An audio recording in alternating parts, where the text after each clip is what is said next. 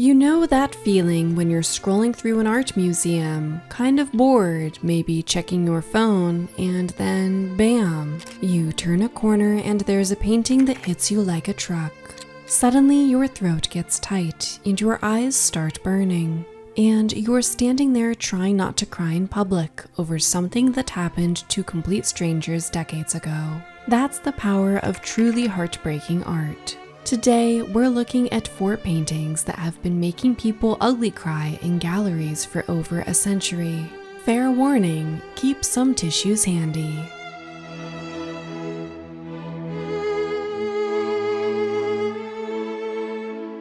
We're starting with what might be the most quietly devastating painting in American art history. At first glance, you see a woman in a pink dress sitting in a field, looking at a house in the distance. Peaceful, right? Almost pastoral. But here's what'll break your heart. That woman is Christina Olsen, and she's not sitting by choice. Christina had a degenerative muscle disease that left her unable to walk, but she absolutely refused to use a wheelchair.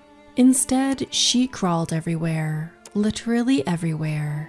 Wyeth saw her from his window one day, dragging herself across that field towards her house. And something about that image of determination and dignity just hit him. The way she's positioned, not collapsed, not defeated, but alert and focused on her destination. It's like watching someone refuse to give up, despite everything working against them. The real gut punch? Christina was 55 when this was painted. She'd been crawling through fields for decades, and she'd keep doing it until the day she died. That's not just a woman in a field. That's pure human resilience painted on canvas. But physical struggle is just one way art can shatter your heart.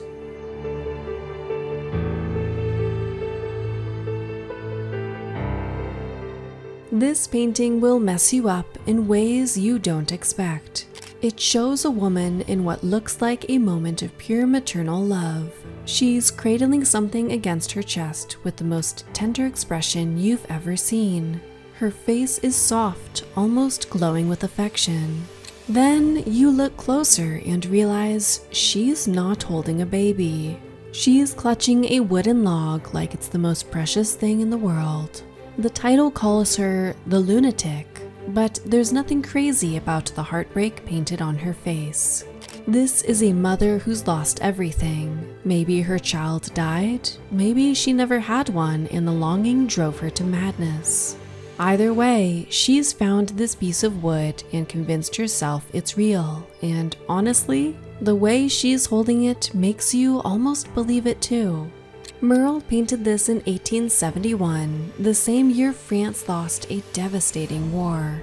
Some think this woman represents the whole country. Broken, clinging to illusions, trying to nurture something that can never grow. But looking at her face, all I see is a mother's love with nowhere to go. Speaking of love with nowhere to go, our next painting shows what happens when tragedy strikes a family in their moment of joy.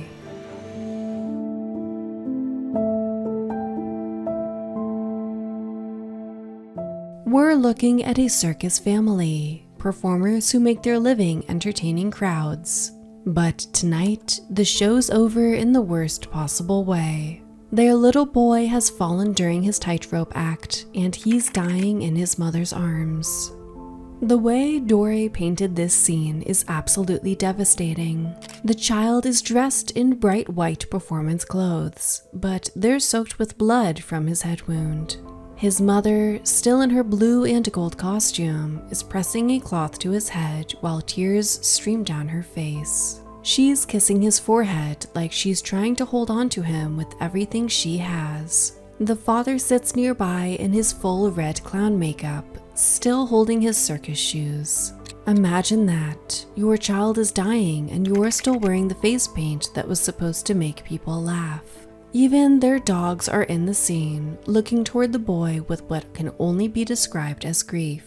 But here's the detail that really gets me. There's an owl chained to the drum the mother's sitting on, and it's the only thing in the painting not looking at the dying child.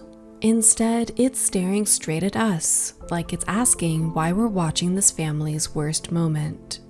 And if you think that's heartbreaking, wait until you see what happens when war tears apart the bond between a soldier and his most faithful companion.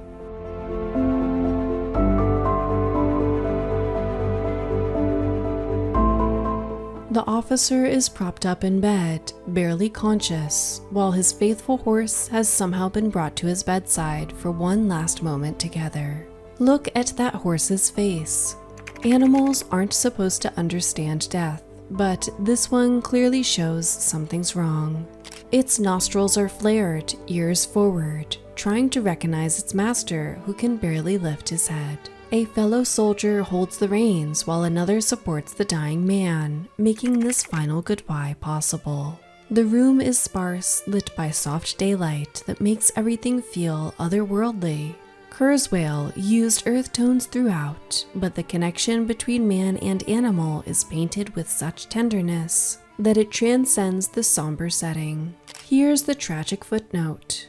Kurzweil himself died by suicide in 1916, along with his student lover. Maybe he understood something about goodbyes that most of us can't grasp. This painting feels like his own meditation on loyalty, love, and the impossibility of letting go. Art hits different when it captures those moments we all fear facing: loss, grief, saying goodbye to the ones we love. These 4 paintings prove that sometimes the most beautiful thing an artist can do is make us cry. Which one got to you the most?